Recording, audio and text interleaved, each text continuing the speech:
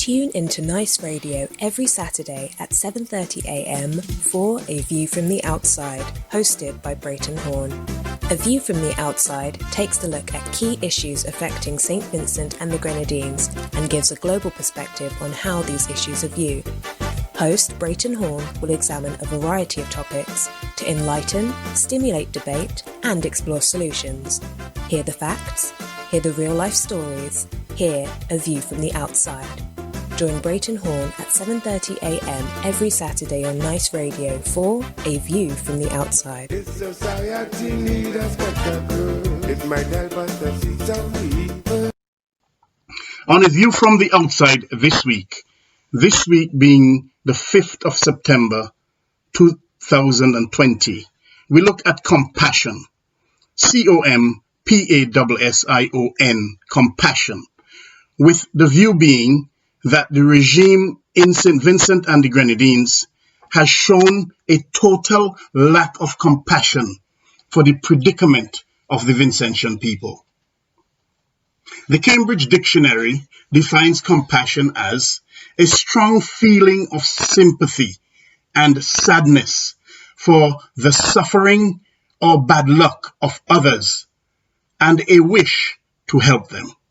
And the Merriam-Webster Dictionary states that compassion is a sympathetic consciousness of others' distress, together with a desire to alleviate it.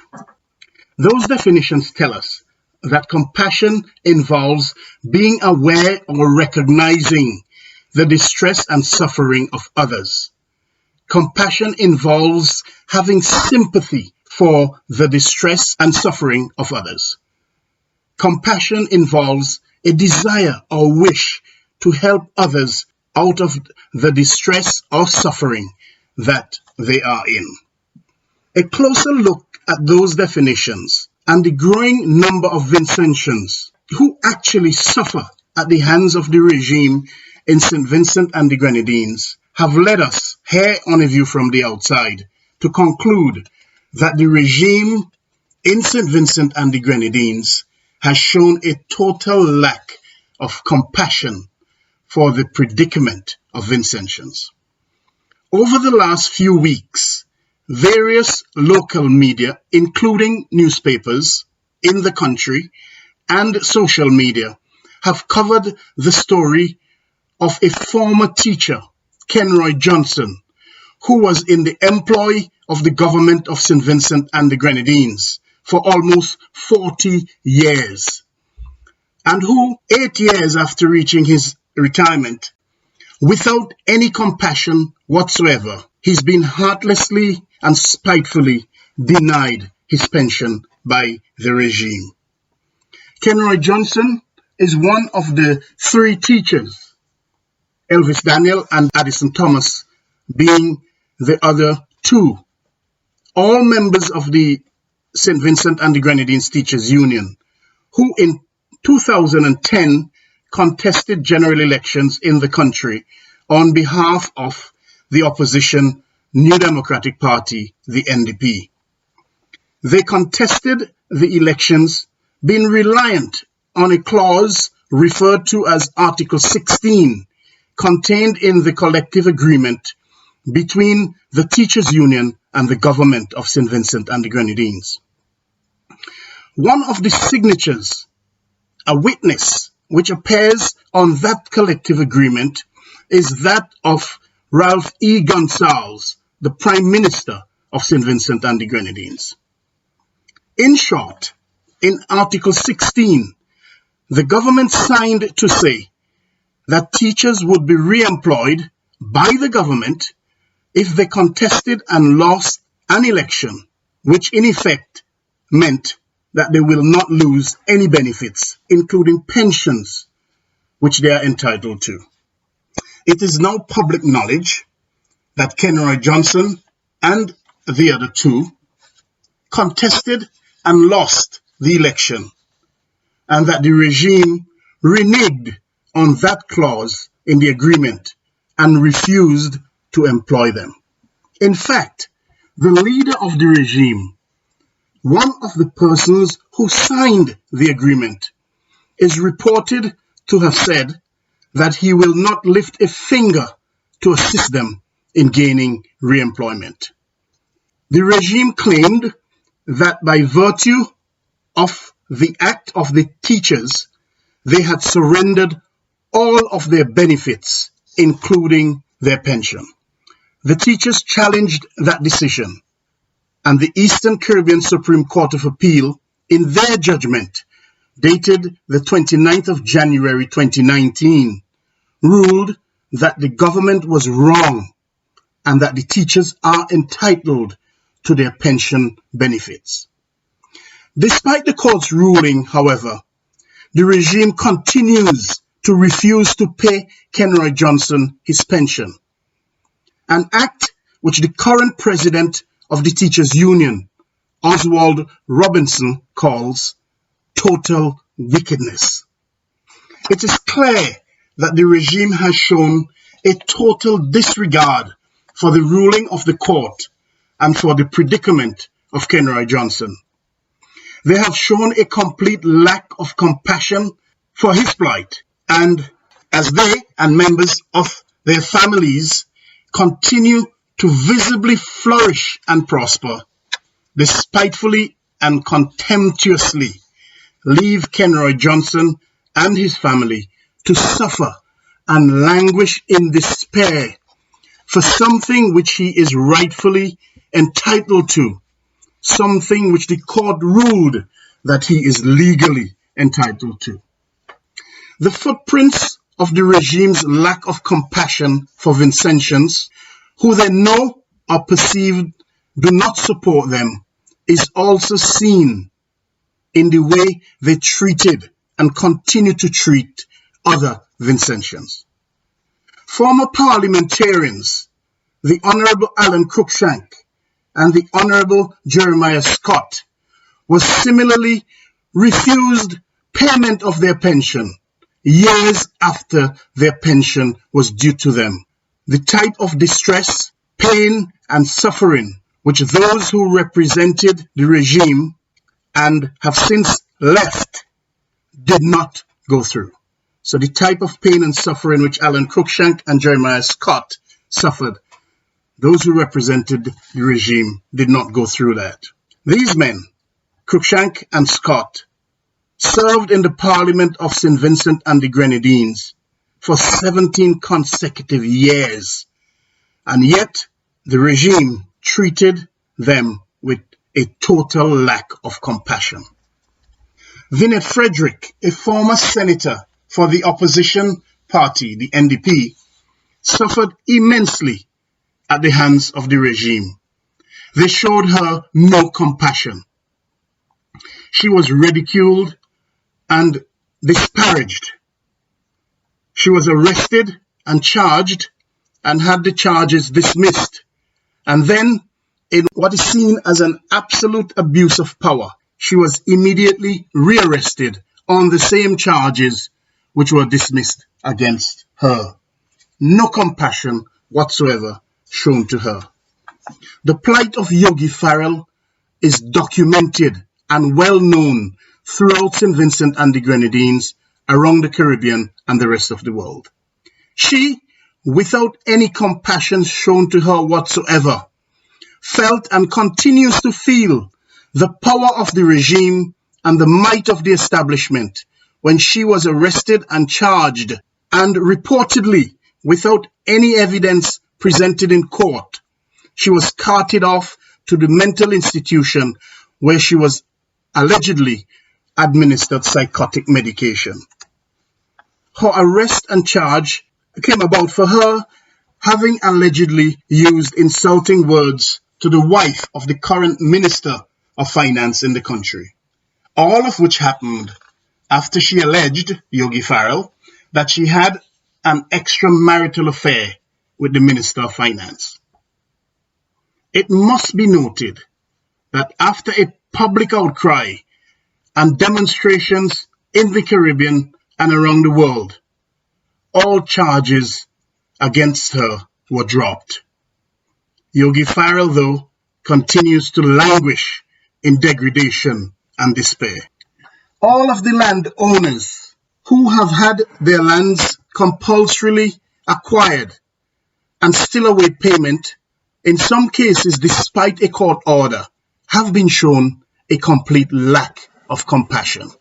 Randolph Toussaint, the former Commissioner of Police, the longest serving Commissioner of Police in the country, died without having been paid the compensation which the court ordered. No compassion was extended to him. Marcus de Freitas still languishes without payment for his property, which the regime compulsorily acquired approximately a decade and a half ago.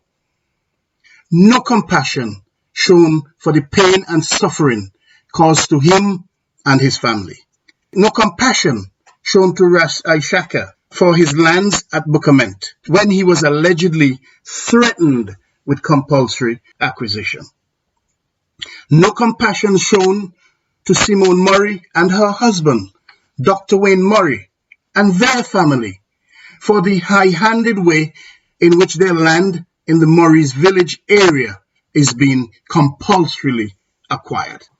There's no compassion shown to Bigger Biggs for the deliberate and spiteful destruction of his multi-million-dollar business, now left in complete ruins, and the regime's continued pursuit of his land at Rabakar, on which they arrested him and prevented him and continued to prevent him from the quiet enjoyment of his property. Many find it inconceivable that the regime, and particularly its leader, boasts of love and yet shows a complete disregard for extending compassion to the people of the country. Many say, how can he be seeking justice for the Honduras Five, something which ought to be done in any event, but yet he is ignoring the plight and suffering and showing no compassion for some of his own people in our country. Many say, where was his compassion for Susan Duncan, the constituent of his, whom he denigrated and disparaged in the House of Parliament and referred to her as indigent and poor and being unable to buy food, simply because she exercised her fundamental and constitutional right and joined the front line to protest an election which many believe was stolen? Where is his compassion when he uses the airwaves, including the Broadcasting Corporation, funded by the taxpayers of St Vincent and the Grenadines, and also his political platform, and publicly humiliate, insult, and demean Vincentians, including Matthew Thomas, Bassie Alexander, Anisha Baptiste, Arnim Eustace, Luzard King, Kingsley de Freitas, Rash John, and many more men and women up and down the country, as well as those in the Vincentian diaspora? Where is his compassion? Where is his love for them? Vincentians, it is not compassion to keep the youths of the country trapped in a cycle of poverty, where there is an unemployment rate among youths of approximately 50%, and where youths are expected to depend on handouts every election cycle to vote for them. It is not compassion, Vincentians, to continually use lawsuits and the threat of lawsuits in an effort to stifle freedom of speech. Vincentians, it is here that we, on A View from the Outside, make a direct appeal to the supporters of the regime, especially to those who benefit directly and handsomely.